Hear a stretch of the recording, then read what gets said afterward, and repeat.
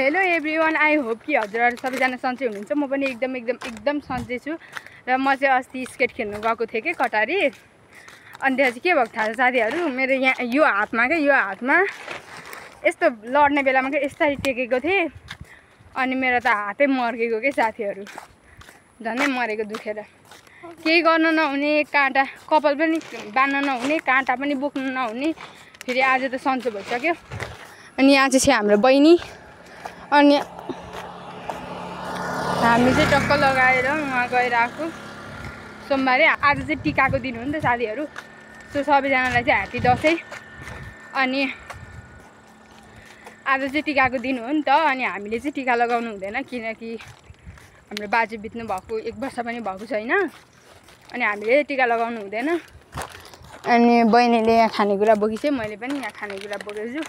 हामी चाहिँ जाँदाखेरि मैले करेन्ट चाउचाउ खाएँ, यसै चटपटे खाएँ। अनि जाँदाखेरि भ्लग बनाउनु पर्ने चाहिँ कस्तो बिर्सिहालेछु हौ म चाहिँ। अनि अहिले चाहिँ म गाउँ आएको छु। अनि यो चाहिँ हो गेरुवा। अनि योभन्दा उतापट्टिको गाउँ चाहिँ हो धप्पर। अनि म चाहिँ गाउँ आएको कति 3-4 दिन भयो। उता बस्ने कि म शीतल छ। अनि यसलाई चाहिँ कतिखेर खाउँ भइसक्यो अरे खानु भनेपछि त। अनि सो हामी चाहिँ जाँदैछौँ रोडमा। पहिला त दसैँ आउँदा पनि यस्तो मजा हुन्थ्यो कि, मतलब दसैँ आउनुभन्दा अगाडि नै दसैँ आएको जस्तो हुन्थ्यो नि त। अनि यसपालि चाहिँ केही भएको छैन क्या, मतलब दसैँको दिन अब त्यहीँ यतापट्टि दिदीहरूले टिका लगाउनु भयो। तर पनि कस्तो दसैँ नै आएको जस्तो लागेको छैन क्या। अनि कतिले टिका लगाएर हिँडेका छन्, तर पनि मलाई चाहिँ दसैँ आएको जस्तै लागेको छैन क्या। अरू दिनहरू जस्तै लागेको छ। कस्तो घाम लागेको हेर्नु न। त्यही माथि कालो, म काली, त्यही माथि झन् कालो भइसकेँ म गाउँ आएर। किनकि यहाँ 24 घन्टा छाता उडेर हिँड्न मिलेन। अनि ससुराल पुगेर आउनु भएको। अनि हामी कहिले चाहिँ गुन्डिनी थियौँ र बैसामा जो पनि राम्ररी देखिन्छ पागल हो। यो चाहिँ हो हाम्रो गेरुवाको गाउँ। उता छ है घरहरू चाहिँ, यहाँ चाहिँ खासै छैन रोड छेउमा चाहिँ। अनि यो चाहिँ कम्पनी भइहाल्यो। अनि उहाँ डाँडामा देखेको घर चाहिँ हाम्रो हो क्या। उहाँ देखेको घर चाहिँ हाम्रो हो। अब हामी चाहिँ उहाँ पुग्नु पर्ने। अनि बहिनी अगाडि गइसकी, म चाहिँ पछि जाँदैछु। निधारको त्यो रातो टिका आज कि मलाई होइन यस्तो रिस उठेको हो कि साथीहरू। अब घरमा रिस उठ्यो भने कसलाई गाली गर्नु र कसलाई के भन्नु र। रिस उठेर रुको क्या साथीहरू। म आज बर्र आँसु झारेर रुको क्या। दसैँको दिन पनि रुएँ म। साथीहरू हात दुखेर फेरि त्यस्तै भएको। म के भन्छ त्यो लडेको नि त म स्केट खेल्दाखेरि। छिटो हिँड्न त मलाई पनि छिटो हिँड्नु भने आफू हिँड्नु नि। मलाई के भनी बसेको हो।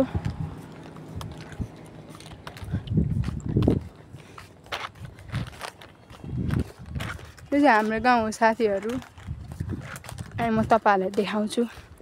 हाम्रो गाउँ त राम्रो छ हौ, एकदम राम्रो।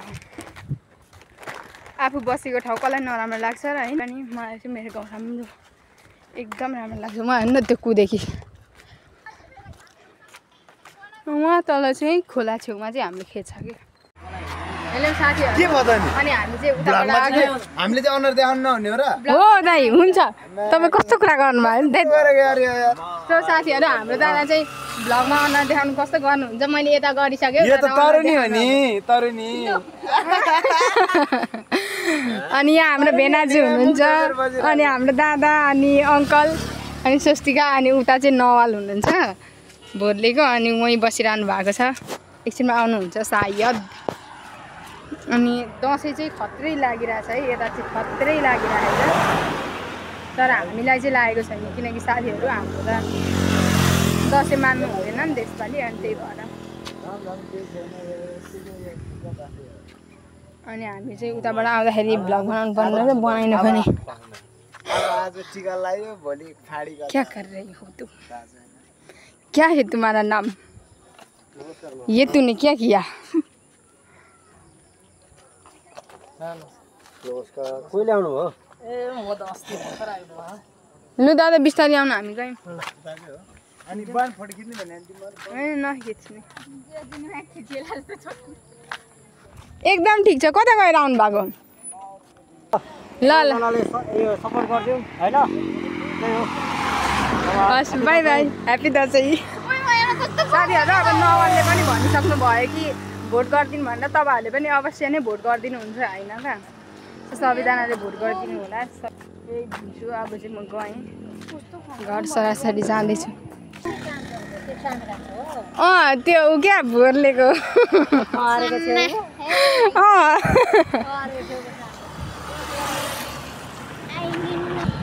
साथीहरू अब हामी एकछिनमा जलजलेतिर पनि जाउँ भन्दै चाहिँ बहिनीले फोटो खिचिदिनु न दिदी मलाई, म उता जाने भनेर भन्दै थिएँ। अब घर जाउँ, घरमा के भन्नुहुन्छ मम्मीहरूले, अनि यसो मिल्यो भने चाहिँ जाने होइन।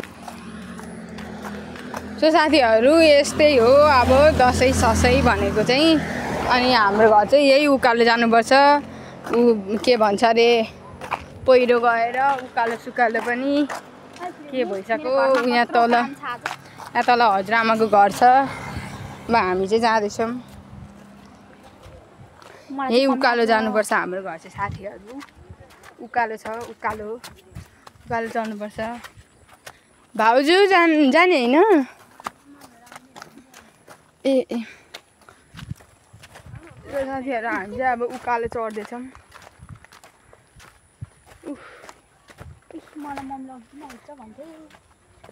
किन ढिलो गरेको त?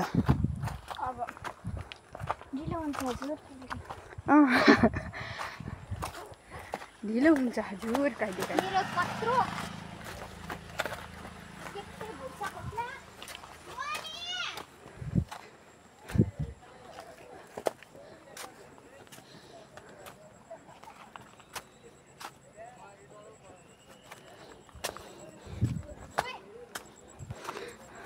आइजला एकछिनमा।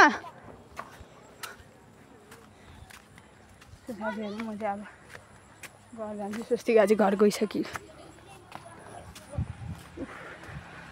अब गएन चाहिँ घर। सुँगुर त धेरै नकराइराख त। अब आउनु लाग्नु भएको छ। पारीको भाउजूहरू आउनु भएको छ अनि उहाँहरूसँगै आउनु लाग्नु हुँदैछ। साथीहरू यहाँ चाहिँ मेरो भाइ बहिनी छन्। नखाने देवी बल्ल हाम्रो भाउजूको पाला आएछ यता। साथीहरू म चाहिँ घर आइसकेँ। सबैजना चाहिँ मेरो भिडियो लास्टसम्म हेरिदिनु होला। च्यानल सब्सक्राइब गर्नुभएको छैन भने च्यानल सब्सक्राइब गरिदिनुहोस् होला। दिदी भेनाजु आउनु भएछ, हाम्रो दिदी भेनाजु आउनु भएछ। हिँड बिस्तारै, हिँड न लु बिस्तारै बिस्तारै। वेलकम छ तपाईँहरूलाई भन्नु नि। हिँड लु हिँड बिस्तारै हिँड। अनि साथीहरू दसैँ लागेको छ नि त, अनि हाम्रो दिदी भेनाजु आइसक्नु भएको छ। लाज लाग्छ कि मलाई भ्लग बनाउनु। त्यही पनि सुरुवात हो साथीहरू, बिस्तारै भइहाल्छ नि होइन। भोलि आउँछ नि, आज आउने भन्थे अनि खोइ मान्छेहरू आउनुहुन्छ अरे, अनि भोलि आउँछ अरे। होइन यसलाई तलतिर लिएर हिँड्यो। तिनीहरू पनि भोलि आउँछन् नि। ह्याप्पी दसैँ सबिना दिदी। ह्याप्पी दसैँ भेनाजु।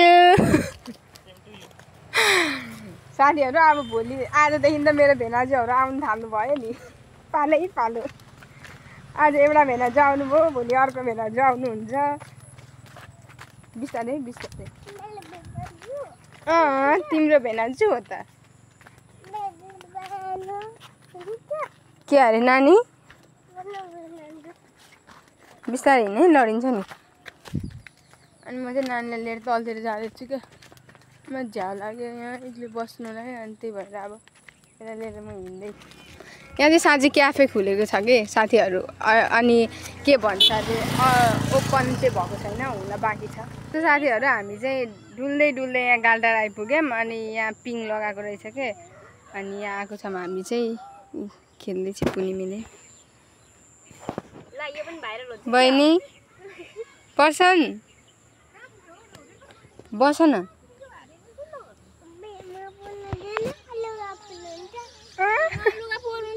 के हुन्छ अरे हुँदैन उतै ढुङ्गामा गएर बस न त धुनुपर्छ बस न त के हुन्छ र बस नानी बस उतै ढुङ्गामा आऊ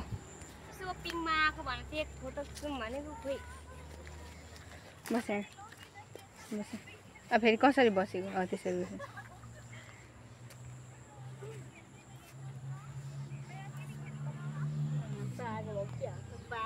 के रोपेको त्यो साथीहरू हामी चाहिँ के भन्छ अरे उहाँ गएर पनि आइसक्यौँ पिङ खेलेर पनि अनि बहिनी चाहिँ पसल जाने भनेर मैले पसल लगेर पनि ल्याइसकेँ अनि त्यहाँ चाहिँ के भन्छ अरे फेरि फर्केर जाँदैथियो सबिन पछि चाहिँ सबिन आइपुगेछ अनि सबिनले फेरि हिँड्ने भनिरहेको थियो अनि बहिनीको खुट्टा दुखिसक्यो होला यत्रो बाटो हिँडेर लिएर आइसक्यो अनि नलगेको नगएको म र बहिनी चाहिँ तिनीहरू गयो अनि त्यहाँ चाहिँ पिङ खेलेर पनि आइसक्यौँ मैले चाहिँ खेलिनँ पिङ बहिनी पनि नखेल्ने भयो नि मैले पनि खेलेन कुनै मेरो नमुनाले मात्र खेल्यो अनि त्यहाँ चाहिँ के भन्छ अरे के छाद आउँछ किन आउँछ र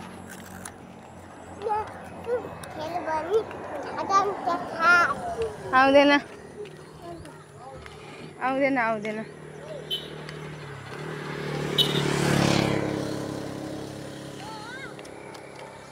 साथीहरू हामी चाहिँ अब जाँदैछौँ घर अनि म चाहिँ एकदम के भयो हौ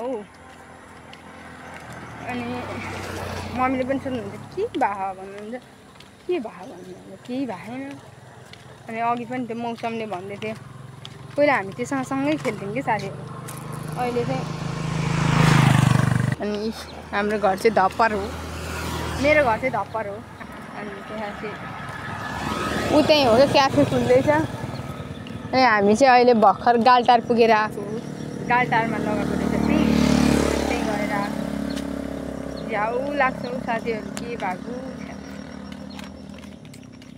टेन्सन भएको छ के भन्नु तपाईँहरूलाई सुनाएर पनि हुनेवाला केही छैन त्यही भएर टेन्सन छ मलाई टेन्सन एकदमै धेरै टेन्सन छ हो आमा आमा खुसीहरू आयो ए किन आउनु खोजेको फेरि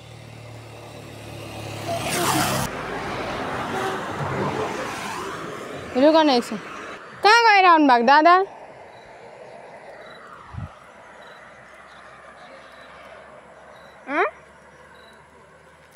सबिना दिदीहरू होला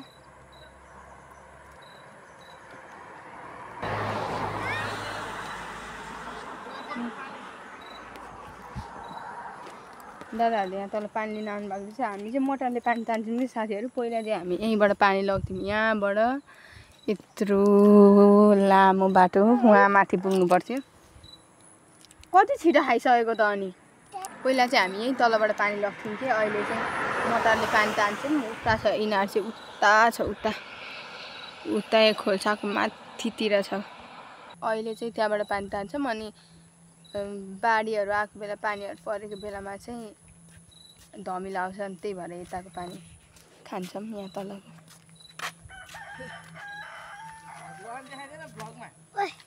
खाइदेन खोलेर ल जाउँ खोइ म खोलिदिन्छु सक्ने नि जस्तै फेरि के यो चाहिँ लास्टसम्म हेरेर लाइक कमेन्ट गरिदिनु होला च्यानल सब्सक्राइब गर्नु भएको छैन भने गरिदिनु होला